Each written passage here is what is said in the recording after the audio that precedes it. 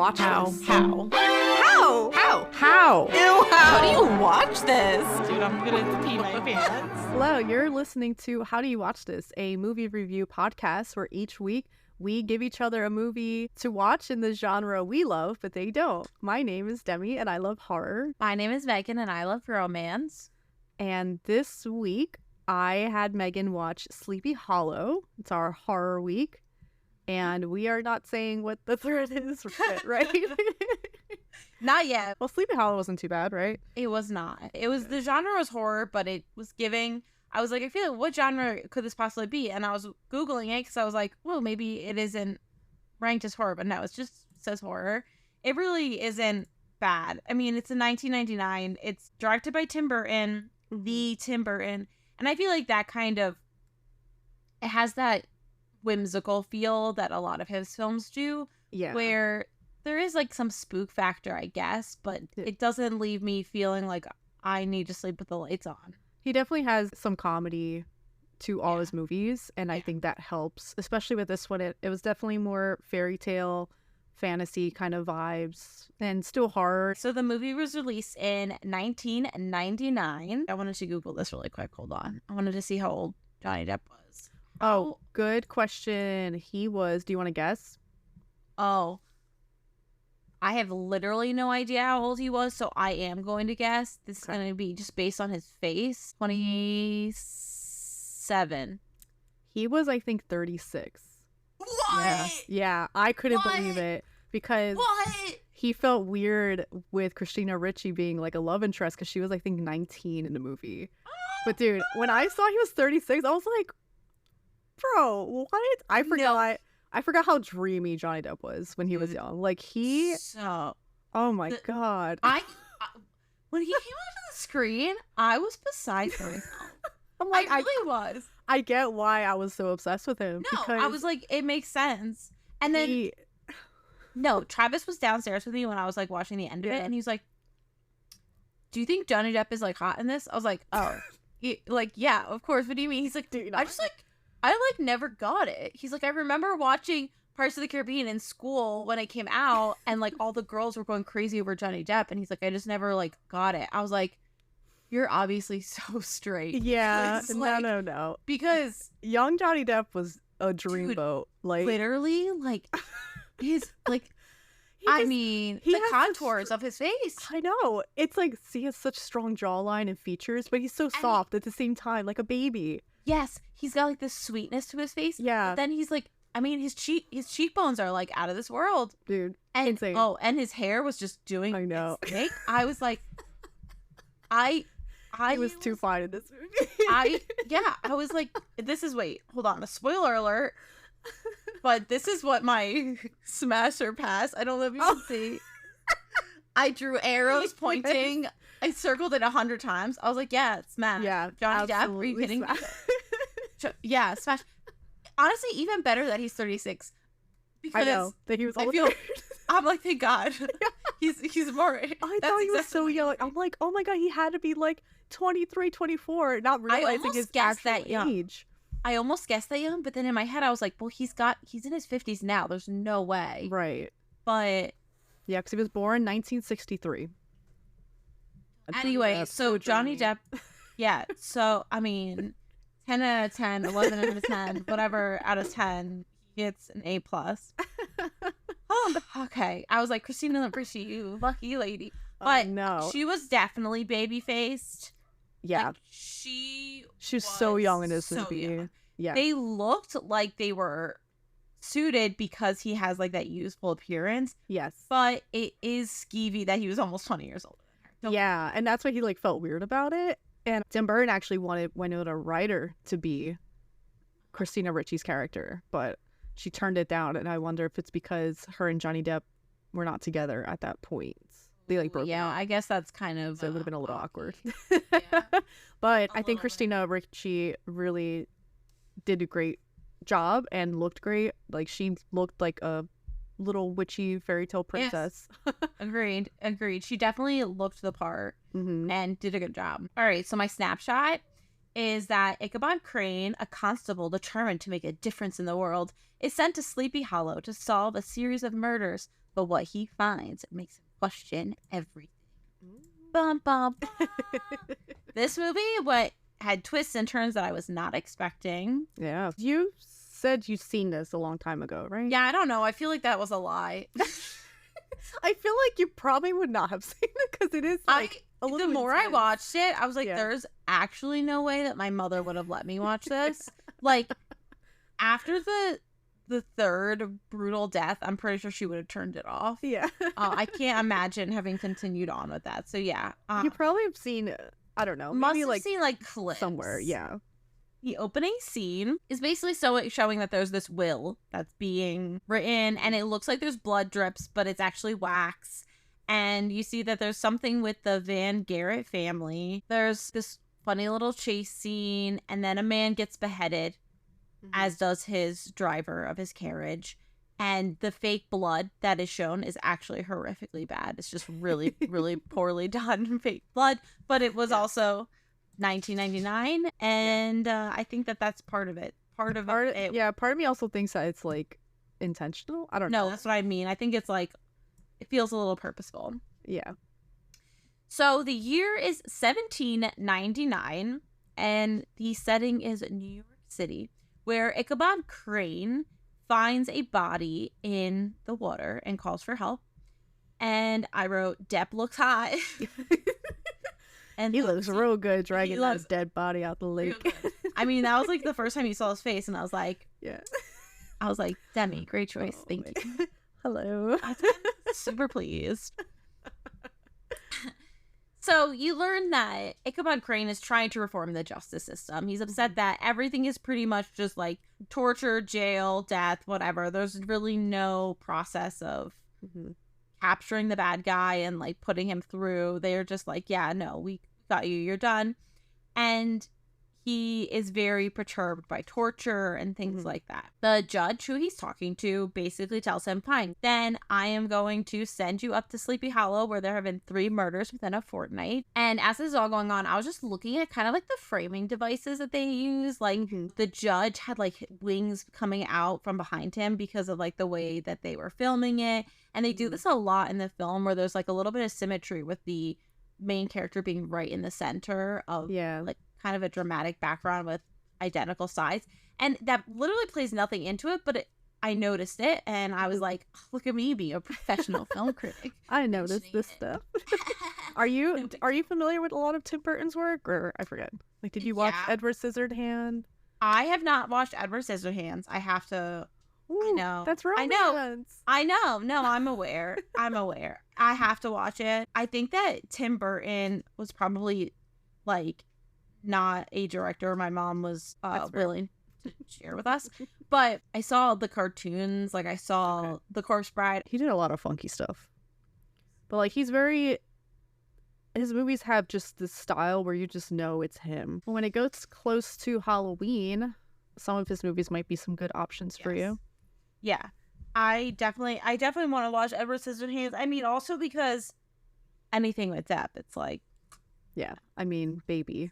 Young Depp, it's a good choice. And he's in like all of Tim Burton's movies. Yeah, Tim Burton fucking loves Johnny Depp. Yeah, fair enough. I mean, he plays his characters so well. Like he just plays it like he's a little goofy, a little silly, but also endearing and right. Like you just like his character. You can't not like him. Yes.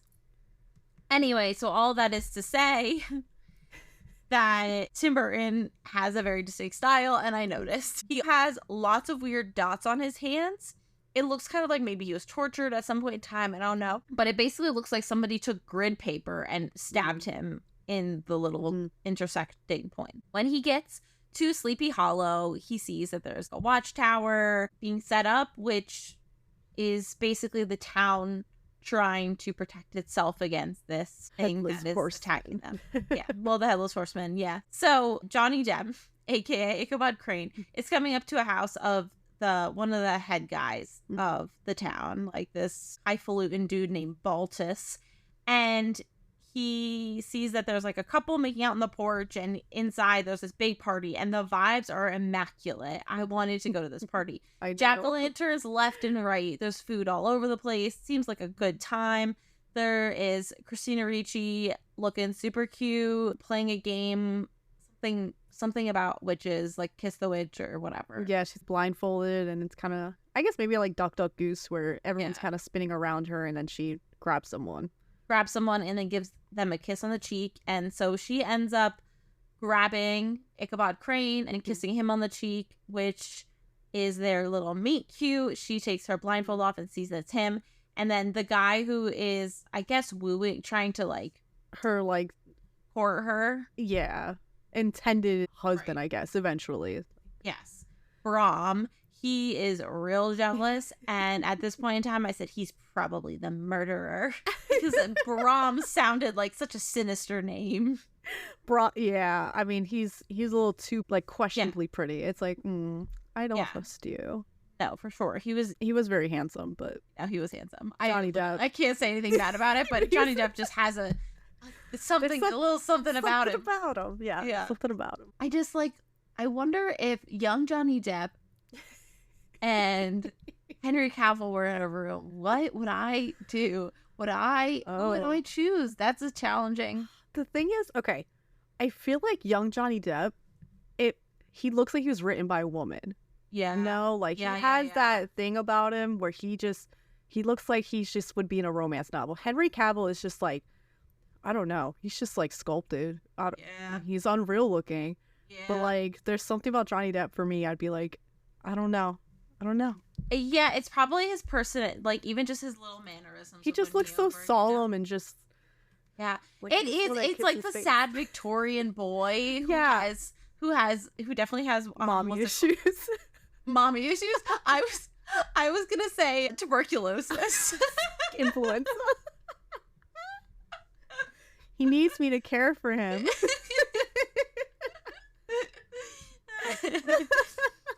Anyway, 95% of this episode is us just raving about young Johnny. Just talking about young Johnny Depp. Yeah. The rest of the time, we're just gonna pick Johnny Depp movies. Yeah, honestly, forever from this point forward. This is a Johnny Depp podcast. So we learned that Ichabod Crane has not been told all the information going on with this case, and he is informed by the people at this party, by the head guy, that the heads of the bodies were not found. They went missing. Mm-hmm. So all these people were decapitated and the heads disappeared afterwards. So Ichabod is sitting in a room with a bunch of like 4 or 5, I don't know, whatever, it doesn't matter, guys who are like the head honchos. There's a doctor, there's a magistrate, there's the farmer, which is like, he's a wealthy farmer. Mm-hmm. He's like, a socialite. And the guy the notary. Yeah. So these dudes are telling him the story of the Headless Horseman, where they're like, you know who was killing everybody? It's this phantom that used to be alive and is now dead. And he's like, LOL, okay. Yeah, he's like, okay. Yeah, sure. But basically they tell the scary story of this Hesian who came to America, and everyone else came to America for liberty and to get away. And this guy came because he wanted bloodshed. And he was like a really well-known fighter. He would go into battle and chop people's heads off like at full speed. Mm-hmm. He was so scary that they filed his teeth to sharp points to kind of like make him look more fierce. And when I saw it, all I could think about was the dinosaur teeth that people who get veneers have. Yeah, exactly. It's exactly what it looked like. So Christopher Walken played him, for anyone who doesn't know. And the one trivia I saw was like, Christopher Walken wore bright blue contacts and fake teeth for this role. And I'm like, yeah, no shit. My man was not walking around looking like that. Dude, at one point his eyeballs are literally looking in completely opposite directions. Dude, he looked like a monster. I wanted to be able to say I would smash the Headless Horseman, but how could I ever? I could maybe smash him headless. Yeah, no. I was just thinking there was something about him. Yeah. there is a little bit of mystery, but It's a little sexy. Once he's got a head, it's like absolutely not. I'm out. I'm so sorry, Christopher. It's Walken. like Predator with mask versus mask off. Yeah. Oh my god. Okay. So Caesar filed down to points, and basically he ends up getting killed, and buried. And His you head see gets that chopped off. his head. Thank you. Oh my god, I'm doing such a good job. Okay, this is why I need to write my notes out better. So, and part of the reason he got captured is because there were these little girls in the wood who made a snapping noise with a branch, and the soldiers who were chasing him found him, killed him, decapitated him, buried him. Blah, blah, blah. So, Crane is told that the only book he needs is a Bible because these townies believe that the Hesian has come back to life and is now killing citizens of the town. Inside of the Bible, there's a family tree, and it basically shows that there's like a connection between the people who were killed and the farmer dude, Baltus, which will come into play later. There is a lot of like interwovenness in this small town, which is small town. Right. There's another murder that night that occurs where the headless horseman comes, chops off a dude's head. I believe it's the guy who was monitoring the watch station. Yeah. His name was Masbeth, Jonathan Masbeth. So you learn that Ichabod Crane is not a skilled horseman. He does not ride very well. And he goes to the scene of the crime where the dude's head was sliced off. And he just starts like mimicking what he thinks happened, and he pretends to like be riding a horse.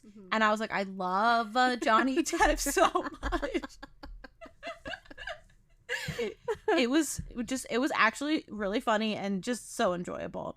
And then he's like pulling out his bag of odds and ends, his powders, and his like big magnifying goggles, glasses. Yeah. And it's, you know, it's very Tim Burton and it's very Johnny Depp, and it's just like you see the way those two work together, like they just. Yeah, they just fit. Yeah. So he has like magical powders that like he puts this powder down and it like does something, and he's like, oh yes, he was killed with a single blow. And I'm like, dude, where is this magical powder now? I don't know how he figured that out. I guess like I don't know, the blood sizzled a certain way. Right. Whatever. Okay. He's got just advanced tools that of course a lot of people are not aware of or don't support, and so he's kind of ahead of the times. Yes. So he learns that basically the wound was cauterized immediately after the decapitation. The head is missing, which is strange because they know who it was. He said usually in cases like these, heads go missing because people want to hide the identity of that person. Remember, fingerprinting wasn't a thing in 1799, I think. Could be wrong. But that would be the main reason. So he thinks it's very interesting and weird that that's happening. The son of the murdered man is an orphan now. This poor boy comes up to Ichabod Crane and he basically like gives his sob story. He's like, I need to avenge my father. I just need somebody. And he was like, well, what about your mom? And he's like, she's dead. My father is caring for her in heaven now. And it's like, okay. It's like, poor boy. Yeah. And then Crane's like, oh, sorry, can't take care of you. Yeah. And then suddenly he realizes that he needs to dig up all of the bodies to reinvestigate. And he's like, just kidding, kid. I'll hire you. And I'm like, oh my God. Go get a shovel. Yeah, this kid just lost his father. And now you're going to make him dig up because the doctor, dead bodies. Yeah, the doctor is pretty much like, yeah, there was actually another body. Yeah. He said there's 5 bodies in 4 graves. Yeah. And immediately, when he said that, I was like, well, the woman was pregnant because there were 3 men who were killed and then a woman. Right. And I was like, well, obviously the woman was pregnant. But apparently Ichabod Crane, being a man, couldn't figure that out. So he dug up all the people, went through all of them, and then he saw the woman. He was like, a woman? Yeah. And then saw that there was a wound on her belly and was like, interesting. And then decided that he had to completely dissect her without gloves because it was 1799. Horrible. And he gets covered in just blood. Like on a table. On a table. And definitely by this point in time, because she's been dead for a little while. Like it's been a couple weeks. Her blood would not be spurting. Like it would not have reacted that way. But he gets covered in blood. And he learns that she was in fact with child. So basically, Crane is an outsider in this town. He's being pranked by the townspeople pretending to be the Headless Horseman and kind of freaking him out. He's definitely uneasy. He's a city boy. He's not used to this world at all. He starts having visions of this boy, which you learn is him as a child, and a woman who you learn is his mother. And they're basically, he's having nightmares about them. There are like beautiful moments of him and this woman bonding and playing, mixed with like darker imagery of this man watching and kind of like taking her away. So you know that there's something going on here. There's some trauma from his youth coming up. After waking up from this nightmare, he goes downstairs and finds that Katrina is reading a mystery book that she tucks into the couch cushion. And he is kind of like brainstorming with her. They're just chatting, bouncing ideas off each other. He's like, why didn't anyone tell me that everyone's connected in Sleepy Hollow? And she's like, because obviously it's a small town, like everyone's connected. She ends up giving him a book about like spells in the spirit world. And they, you know, they have a little spark. They have a little moment between them. They ride horses to an abandoned chimney. And that's when she notices he has these markings on his hands. And he said that he's had them for as long as he can remember. But he doesn't remember where they came from. She starts drawing a symbol into the ground, like in his dream. So in his dream, the woman, his mother, is like drawing symbols into the ground. She starts drawing symbols into the ground. And he's like having this, you know, this like moment of connecting his mother to this woman, which... maybe mildly problematic, but whatever. It's maybe fine.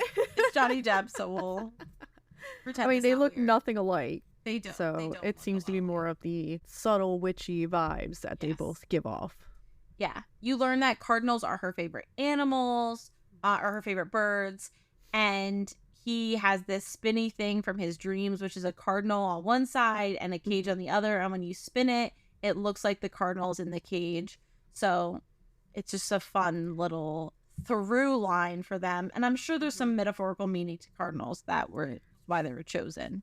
So it's funny. I don't know why a cardinal was chosen, but apparently there's only one cardinal bird in all of England where this was set. Shut up.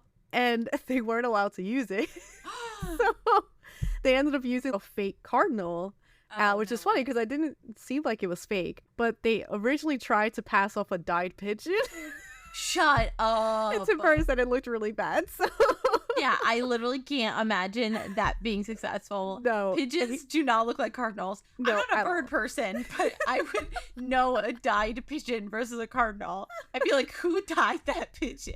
Yeah, no, it would not have worked. And he said the hardest thing on the whole film was to get a cardinal, which is so funny. So, that's unreal. Little fun fact. There was only one cardinal in England at that time, which is fucking crazy. Yeah, I really can't believe that. All right. So Ichabod is walking through town. He overhears people fighting, and it's the magistrate who comes storming out, and Crane starts arguing with him. He wants to know, wait, is it the magistrate? Yeah, no, or is it the doctor? I'm trying to remember. No, I thought it was the magistrate. He was the doctor. Well, you know, whatever. It doesn't matter. One of the guys. One of this old fucking bastards. Yeah, one of the old dudes who keeps taking his wig off to scratch his head. I think it was the doctor. Okay, we'll go with that. Doesn't matter. So basically, Crane catches up to him after he storms out, and he wants to know who was the baby daddy of the woman who's pregnant. He wants to know, and he was like, "Well, I know, but I'm not telling you," which was why I don't know. Yeah, but he's not telling the constable who's there to solve a crime. Anyway, all of a sudden, like, the sheep in the field that they're arguing in scatter, and guess who shows up? The Headless Horseman. And he beheads the doctor / magistrate in front of Crane. Crane freaks out. The dude's head rolls into his lap, and then the Headless Horseman stabs it with a sword and takes it and runs away. And so first, you know, you realize that the Headless Horseman comes after very specific people. He doesn't kill anyone he doesn't specifically want to kill. Right. And it is at this point where I still believed he was probably Bram in a costume. Because also, we saw earlier the prank that was played were people dressing up like the Headless Horseman. So you're like, oh, it is possible to dress up like the Headless Horseman. Mm-hmm. Yeah. So Crane is distraught. He's beside himself, cannot handle. He's shaking in his bed, his little single-sized bed that is way too small for a prince like Johnny Depp. But he is shaking in his boots. And he's freaking out, telling the father. So he tells Baltus, no, you don't understand. Like, the Headless Horseman is real. And Baltus is like, yeah, I know. And he's like, no, you don't get it. Like, it's actually a Headless Horseman. And he's like, yeah, we all told you that. And I really loved that scene. It was so fun because he's just like, yeah, duh, obviously. Yeah, and we've told you already. Yeah, this is not news to us. Mm-hmm. And Crane is like losing his mind. So he passes out again. He has more visions. And in the visions, his mom is pushed into an Iron Maiden, essentially. And then he wakes up. He comes downstairs. Everyone's down. They're trying to come up with their plan B. What's going to happen now?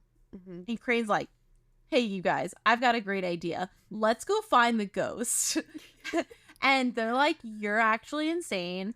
And no one's going to go with him except for the little boy. Yeah. Masbeth. Yeah, this child who should not be going into the forest. He doesn't have anything else going for him, I guess. No. So they go into the woods and they find a cave where there seems to be some sort of witch there. So basically, Crane goes into this cavern and uses the boy as a shield. And I was like, you're joking. What are you doing? He's such a chicken. So it seems to be a witch. The witch has a red cardinal dead in her hands, which is probably the only cardinal in all of England. Yeah, the only. She sends the boy away. She's like, get this boy out of here. And she does like this spell and like locks herself up and seems to summon something. She kills a bat. It was not fun at all. I hated that. I was like, poor bat. She like becomes possessed by something and her eyeballs flow out of her face or something. They like pop out. She gives like creepy directions to find the horseman's grave. Mm-hmm. That scene used to scare the shit out of me. Really? Oh my god! Even like watching it, I was like, oh, this part used to scare me. Oh my god!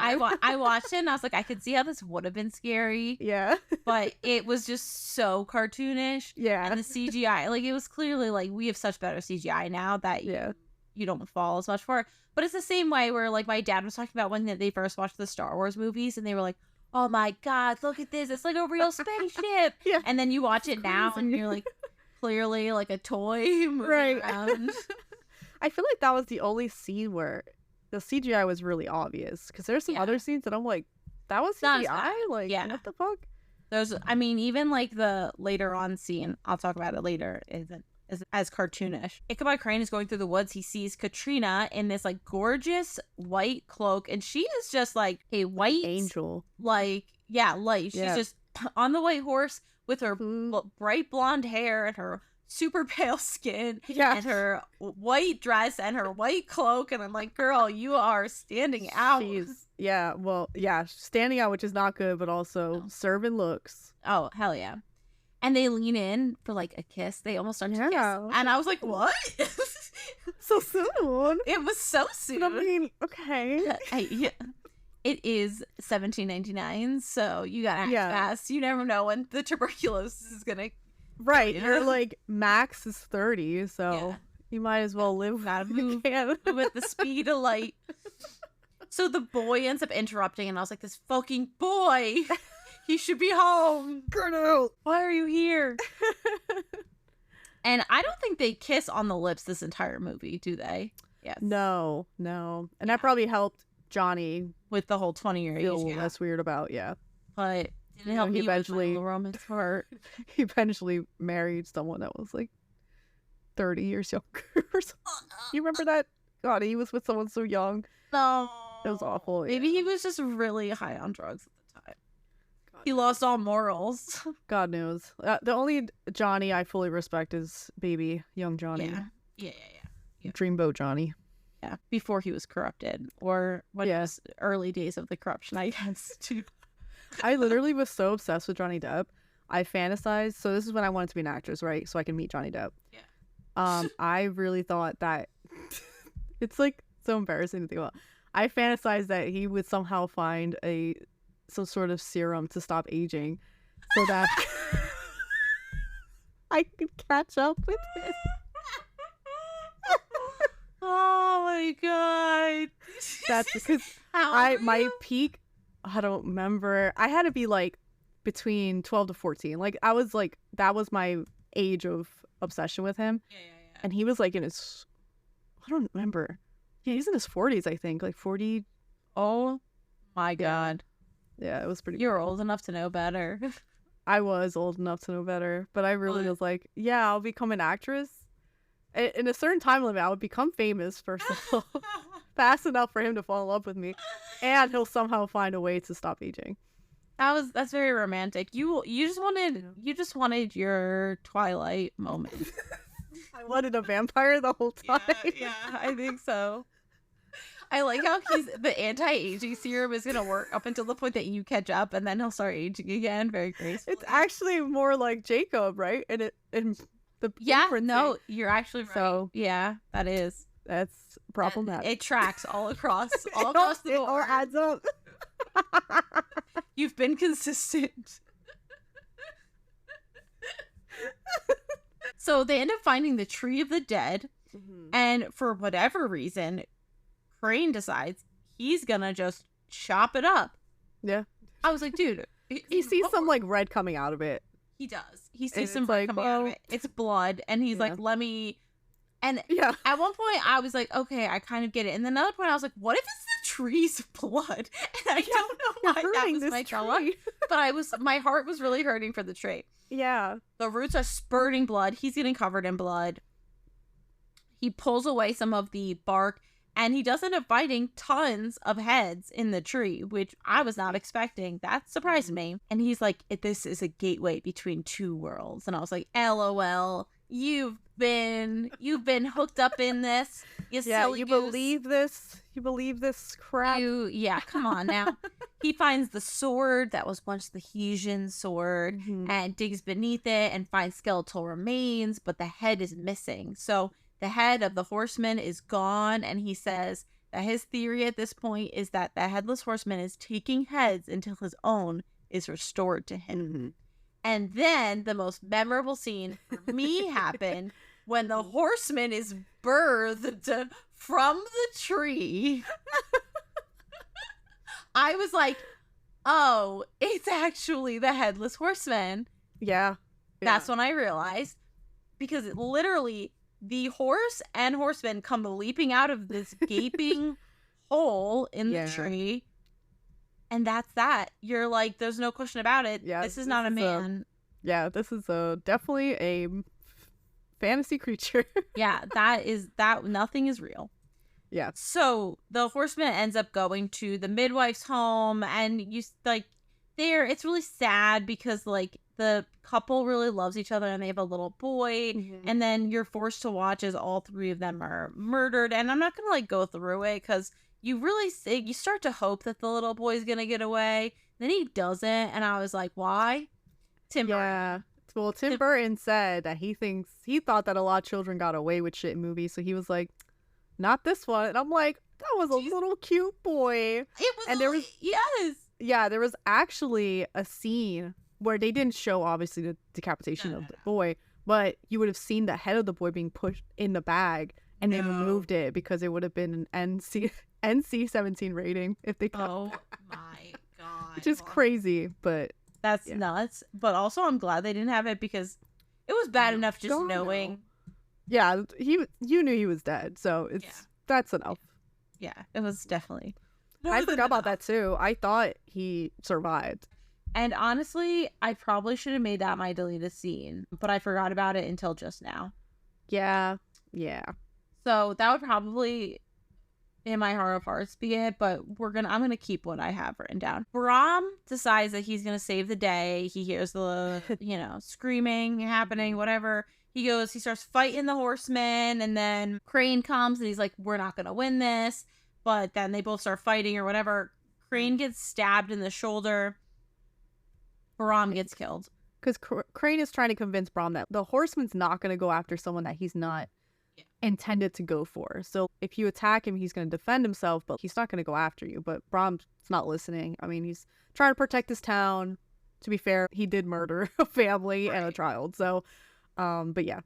So, he's trying to save Brahm. the day, but unfortunately, he wasn't using his head. He was only using his muscles, and it didn't work out very well.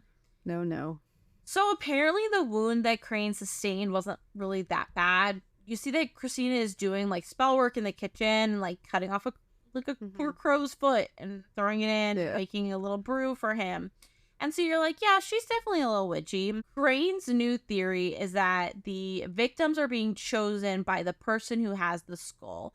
So basically someone has the Hesian skull, the Headless Horseman's head, and that person has control of the body and is basically using the Headless Horseman as a weapon. So he said, just like I've said all along, there's a human being behind all this. Even though there's this magical force, that's just the weapon. It's not the actual thing. And at that point, I said, I think it's Katrina's stepmom who's doing it, because she was giving me the ick. Evil stepmom vibes. Yeah, evil stepmom vibes for sure. There was just something about her. He's still having visions of a torture chamber, and then you realize that like where he got the wounds on his hand, it's because he went into the room that his mother was being kept in, and she fell out of the Iron Maiden, and he fell backwards onto like a torture chair with little spikes on it. So essentially, his dad thought the mother was a witch and killed her. Yeah. And because of that, Ichabod Crane lost all of his faith, and he was only 7 years old when it happened, so that's really sad. He writes really weirdly in his journal. Like, he starts writing stuff all over the page, and essentially I didn't understand, but it says in the book that basically saying like everything's pointing towards Baltus. Yeah.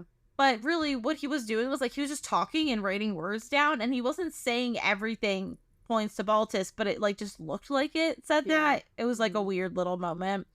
And it was obviously a setup because someone's going to find that later. We end up learning some of the plot. So the constable, he's figuring stuff out. He goes talks to the notary. You learn that in essence, this is all coming from the fact that the will that was being signed by Van, whatever his name is, the will that was signed at the beginning of the movie stated that everything that wealthy guy who got murdered and had was going to be left to the widow who was pregnant.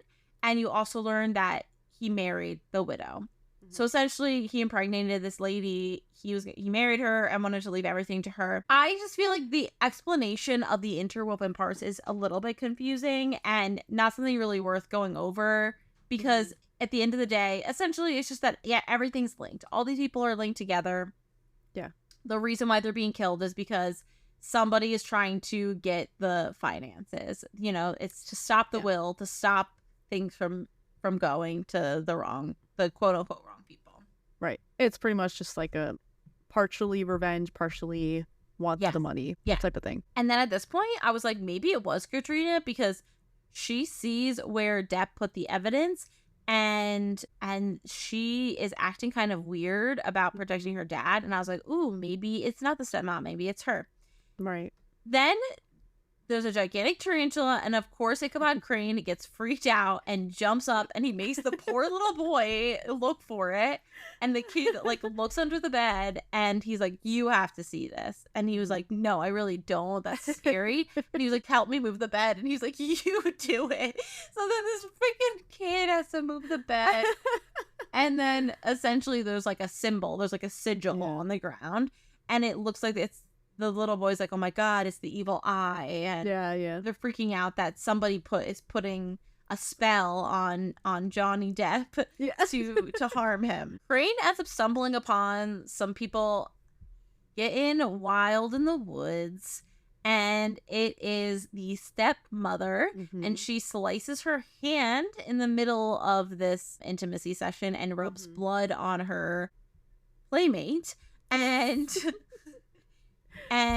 then he moves on past this moment, and we see that the evidence is missing, and Katrina burned it, and they get in an argument. She's like, I cursed the day you came to Sleepy Hollow.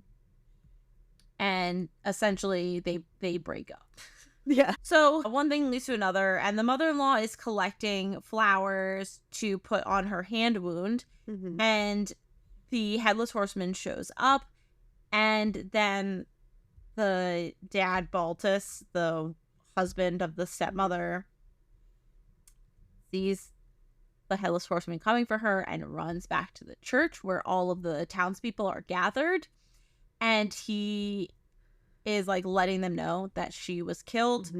And you realize that the headless horseman cannot enter hallowed ground, so he's not able to get there. They're all trying to kill the horseman from the church. They're like breaking the windows. And I'm like, you would think by now they would get it, that like that's not going to get rid of him, but whatever. Right. By this point in time, the rest of these like old men, these elders who were part of this whole scheme, they're all dead at this point. Because the headless horseman pretty much launches a fucking... Yeah, he like shotguns him. Yeah, through the church. The other guy gets hit in the head, knocked out. They're pretty much just going against each other. Cause... Yes. The one guy killed himself. Yeah. I don't remember. The other guy, I don't know. And through all this, Katrina is drawing a symbol on the ground as well. Yeah. So we end up, she passes out when she sees her dad is dead, and they see the pink chalk on her fingers, and then there's this big, that same symbol that was under Ichabod Crane's bed is in the church. So as she's sleeping, Crane says goodbye to her, and he's basically wishing his farewell. And he's like, basically, he's like, my life is ruined. This has ruined everything. I can't believe that you are the one who is doing this, but hopefully now you have your peace. Because he basically thinks she is the reason behind all of these killings, and that hopefully now it's done, and he just wants to wash his hands of it. He has this like basically a tattoo flash page of doodles of her. I was like, shit, it really did look like when you go into a tattoo parlor and they're like, this is your options. This is like different vignettes. I wish someone would draw me that often. I know, for real. He tosses the book in the fire because of course he does. Drama queen. Yeah, exactly. He decides to keep her like spell book for whatever reason. Yeah. And he has an argument with the little boy, and the boy's like, you're bewitched by reason. And I just liked that line. That was fun. I think I like anytime the word bewitched is, probably because it reminds me of Pride and Prejudice, but whatever. That's fair. Doesn't... what's the one line he says to Katrina? He was like, you're probably a witch because you've bewitched me. Yes, something so fucking corny. Yeah, it was so corny. But all I could think of the whole time was, you bewitched me, buddy. Yeah. As they're driving away, he like looks and kind of sees the headless body of the stepmother being taken away. And for some reason, he decides to take out the little spell book and look up the symbol that she was drawing, because I guess he realized that maybe he didn't know what it was. And it turns out it's a protection spell for people you love. And he was like, oh my God, I was wrong. I was wrong. She's a good witch. She's a good little witch. So he turns around, he goes back, and this is when you kind of realize, this is not when you kind of realize, it's when you definitely realize the stepmother faked her death. She killed the help, Sarah, she's their servant, and pretended like she was the stepmother. Yeah. And she was like, but my dad, like, Katrina was like, but my dad saw you, and she was like, no, your dad ran away before I ever, the horseman ever could possibly do anything. She's like, I control the horsemen. So she summons the horseman to kill Katrina, and she tells more of her villain backstory, which is that essentially her family name was Archer, and her dad ended up dying, and despite the fact that for many years they were really good tenants, the landlords kicked them out. The landlords were in fact the old dude from the beginning of the whole shebang, the one who was writing the will. So that was the person who had the property, and her family, her sister and her mother, were like kicked out. They were forced into homelessness, and the mother got sick and died after a year, and the girls were like living on the woods on their own. And who was moved into that house but none other than Baltus and his wife and daughter. And to get revenge on all those who had wronged her, she decided she needed to find a way to become the mistress of that house. and to take everything from all of them. So she bewitched the mother and killed her with a sickness, and then married the guy, and then put all this together. She sold her soul to Satan on the day that the Hesian died because she was the little girl from who snapped the twig. And she was like, she basically said she would do whatever it took to get revenge. And the witch from the woods was her sister. It's all connected. All connected. Essentially, all of this is coming out, and Crane is realizing at the same time that it's the stepmother, and he comes to save the day. There's a whole battle. They fight it out. They're in a windmill. I don't know why they're in a windmill, but they're in a windmill.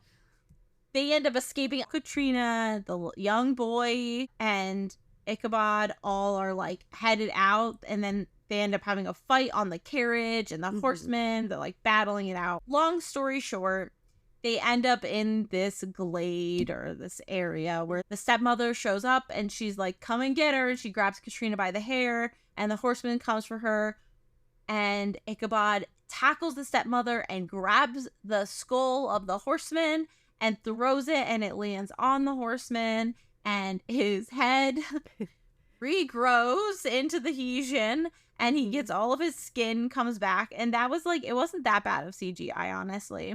It looked pretty good, to be honest, for 1999. I was like, wow, it really was pretty well.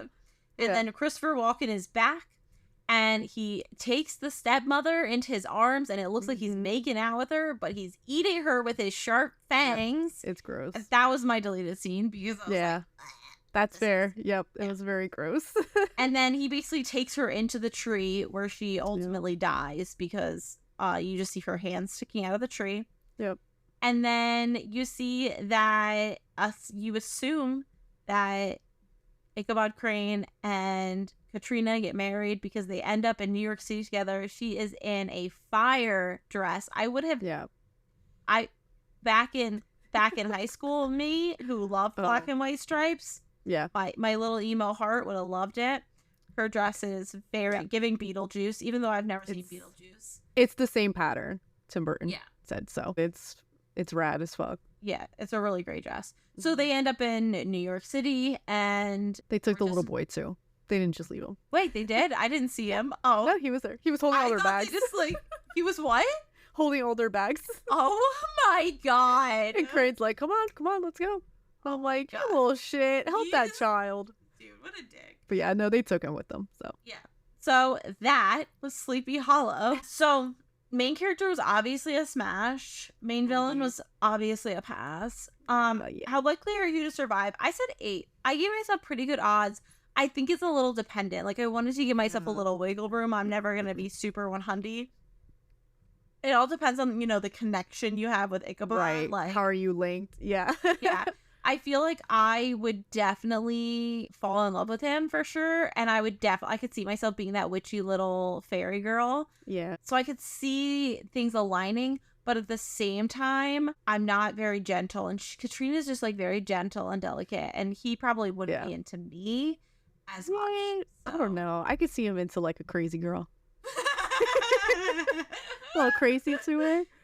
So anyway, so I give it an 8. I said I would recommend to a non-horror fan, obviously, and I say obviously because I didn't find it very scary. Like it wasn't very scary. It was just gory, and that's really where it lost like more points for me. I kind of at first I was like kind of waffling with the scoring because part of me was like, I didn't like. I'm not a big fan of gratuitous gore, as is said, but it also was very cartoonish, so it wasn't scary. Yeah. I didn't like the little boy's death, but also they didn't show it, so I can forgive it. So I did go back and forth between it, but I ended up giving it 4 hearts. I did like it. Like, I enjoyed it. I would watch it again. Like, I find it something that I wouldn't be terrified of rewatching. I have to say that in just watching Johnny Depp was so enjoyable. So yeah, overall, I did enjoy the movie, and I found it very interesting. Not at all what I expected. I really, up until the point when the horse came out of the tree, I thought that it was going to be a real human being. Right. Yeah. No, it has a lot more to it than you think. And I think it still holds up pretty well. I still enjoyed it, rewatching it. I think I loved it when I was younger. Like, it was, I mean, it's probably because of Johnny Depp, but I was obsessed with this movie. And, I still think it's a pretty good movie. I like the atmosphere. I like the gothicness to it. Yeah. I know you're not a gothic fan, but... Yeah, but it didn't bother me in this one because it didn't feel as, like, ooky spooky. Gothic. Dreary. Yeah, gothic. For me, gothic usually just leaves me with this icky feeling where I'm like, oh, everything's bad. But this one didn't feel that way. Like, I have a good gothic one for you. Like, it's gonna make me feel bad? Nah, it's Guillermo del Toro. That's all I'll say. All right, that's fair. But I have a lot of facts for this one. So obviously this is, based on one of the first and only American folklore or fairy tales. So the Headless Horseman. And Sleepy Hollow's a real-life village located in Westchester County, New York. Washington Irving, the person who wrote The Legend of Sleepy Hollow, used to live in a nearby town, and that's where he wrote the story. Apparently, like, some of the names are real people, so it's kind of like a weird, kind of based in realism type of folklore. So the carriage stunt at the end, Johnny Depp did all those stunts. So he was being dragged by the horses. No. And he wore, like, bulletproof, vest and stuff, so he couldn't get hurt. But yeah, he did all that, which is pretty cool. And, okay, this is crazy. The whole town was built from scratch. What? Yeah, it was built in 3 months. And they built it complete with rooms, floors, and stairs. And then the town was dismantled after filming was completed. I was like, there's no fucking way that was built. Shut up. Yeah, so that whole thing was built. The Western Wood was built on a soundstage, and so that all the weather, the lighting could be controlled. And it was, I think, the biggest build on a soundstage at that time. Wow. It was pretty massive. And this movie was the first adaptation that didn't involve an actor who playing the Headless Horseman to conceal his head. Because I was wondering how they did it. Yeah. I was like, is it someone, like, hiding their head? But no, so the actor who actually played Darth Maul, he had a blue mask over his face. And so he was fighting and doing all the stunts, and he just had a blue mask, and they would just CGI remove that. Oh my God. But then they would also CGI in the high collar that he had because it would get erased with the head. So they did a really good job with the CGI, because I was like, I'm like, I feel like it has to be CGI, but it looks really good. So, that's nuts. Yeah, so that was all CGI'd. There was a mechanical horse used for a lot of the shots, and it's a really rad fucking horse. So you have to see it. But originally it was made for Elizabeth Taylor in the movie National Velvet, but it's this like large horse, and it can blow steam out its nostrils. And because Christopher Walken didn't know how to ride a horse, and Johnny Depp was also bad on a horse, but they would ride a fake horse for a lot of the scenes. And I'm like, it looked really real. But that is insane. You have to look it up. It's pretty crazy. The windmill was also constructed from scratch, but had to be built outside. And it was over 5 stories high. And the sails alone weighed over 2 tons. It was like a massive fucking build for no reason. Because Tim Burton was like, it'd be cool to have a windmill. Shut up. But what was the budget on this? I don't know, but they were spending mad money on this fucking movie. There's only one real plot hole in the movie, which is actually the little boy's death, because throughout the movie, the stepmother decides who the victims are. Yeah. But she didn't specify the little boy. So technically, the horseman would not have killed him, especially because the little boy didn't threaten him. Yeah. But I guess Tim Burton was like, nah, fuck that kid. So. Oh my God. Yeah, because she did this. I thought about this when I was watching it. The stepmother talked about how the reason they killed the midwife was because in front of her husband she said X, Y, and Z, but the little boy he had nothing to do. Yeah. And then the final thing is the heads. So all the actors who were beheaded had their heads casted. So they were casted, and then all the hair was added in one by one. The details, like they looked so real, so legit. And they even did the details, so when you look at the bottom of the head, you can see part of the spine, like if it was cut straight through. Shut up. And then Tim Burton wanted the heads to spin when they were cut off, which is obviously not realistic, but it's very Tim Burton-y thing. So the bodies were like animatronic, And so they had like a device built in so that when they press a button, the head will just fucking spin and like come off. It was like crazy how they did it. What? So much went into this, but yeah, all the head beheading was practical effects. It wasn't CGI. So I love that. Yeah. I think is why the movie holds up as well as it does. Like the only scene that looked cartoony was the witch scene, I agree. but everything else looked pretty fucking good. Yeah, still it really did. The budget was 70 million. 70 million. Okay. Yeah. Which is just comparatively, the last time we talked about a budget was 16, right? 16. Lovebirds, yeah. Lovebirds was 16 million, which, it's definitely big difference. Big difference budget-wise, big difference visually, but yeah. Tim Burton's a pretty cool director, so yeah, he definitely is. You know, he's could use a few more people of color in his movies, but he definitely goes for the Victorian sort of white, pale as hell concept, but maybe one day. Yeah. But anyway, that's Sleepy Hollow. And next week you will be watching, which I cannot believe you haven't seen. I know. Or The Princess Bride is a story in which there is a young girl and a young boy, the stable hand, who have a little bit of a romance that is not quite kosher because she definitely comes from a higher class than he. She and he get separated at a young age, and they never see each other again. Later on in life, I'm trying to figure out. It's like another one of these convoluted tales. Yeah. She later in life gets kidnapped by some hooligans and she is saved by a man in a mask, and there are many adventures to be had along the way. That was a horrible snapshot. That really I feel like this is definitely one of those movies that has so many subplots to it. Yeah. It's definitely hard to give a synopsis, but I feel like that's pretty. Yes. Yeah. Just a bit. I'm bare bones, but yeah. I am very excited to have a rewatch of it because it's been a few years for me, so that'll be really fun. And I'm gonna make Travis watch it because he also hasn't seen it. Good. Thanks for listening. Yes. You can find us on Instagram, of course, with our milkshake link that has links to everything. And we have a Discord link on there and our email, howdoyouwatchthis@gmail.com, our Instagrams, how do you watch this, TikTok, how do you watch, and Threads, if anyone uses that, how do you watch this. So Yep. Check us out. Anyway, we'll see you next week. Oh yeah, we'll see you next week. Thanks. Goodbye.